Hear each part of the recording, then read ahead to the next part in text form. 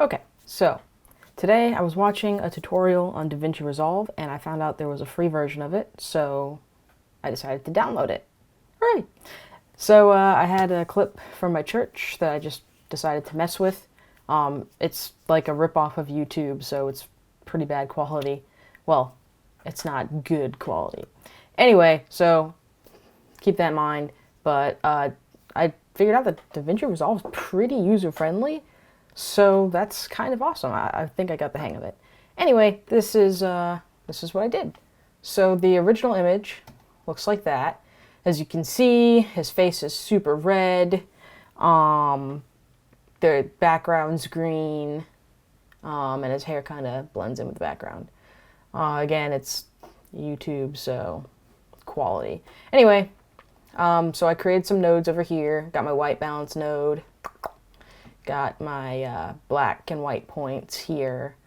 Skin tone, non-skin tone saturation, which I actually just kind of messed with the hue and stuff here too. His hair, this is my pastor by the way, I do. And the background, because the background was kind of green, and I didn't like it, so I want it to be more natural colored. Okay, so yeah, I did the white balance, found something that was white. There was a cup in the corner. I don't want to move it because I have to, well, I guess I can move it. Anyway, the cup in the corner, there it is. See it? Awesome. We'll go back. Hopefully find that frame. Yeah, there you go. It's a good frame. White balance was this thing, and I white balance on the cup.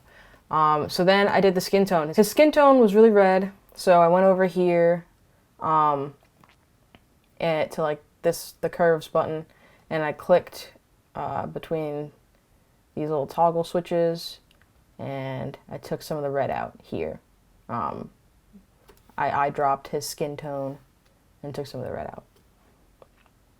I'm not sure if the eyedropper actually did too much, but anyway, took some of the red out. The reds were peaking on the waveform, so I just wanted to drop that a little bit because his skin tone was just super red and lame. Anyway, so after I did that, went to some non-skin tone saturation, which was like, you know, his jacket and just other things in the background. Messed with that a little bit. Didn't do too much. Then I went to his hair because it was super blended in with the background. Now, if I turn it off, you can see it. I didn't lighten it too much because it looked not natural, but I lightened it a little bit and I feathered it. So I went to this thing. I think it's called, it's a different frame. That's why it looks like that. But I think it's called Power Windows. Yeah, and I just cut it out with the pen tool. I didn't see on the tutorial that there was a pen tool. Was glad to find that. Cut it out with the pen tool, feathered it, and just went back to curves here.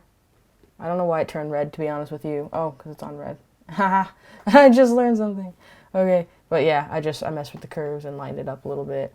And then I went to the background, and I went to my power window, and I cut it out. I realized that I would have to cut around all of this to get like the part that's hidden by the truss, which I didn't do because I was just messing around. I just used the RGB with the curves and took out a bunch of the green and the red, and then I just sort of left the blue in, maybe raised it a little bit because it's the closest to gray. Again, it's a YouTube rip and the lighting at the church isn't supreme. But anyway, I thought it looked a lot better than it previously did, and it was fun to learn. So there you go.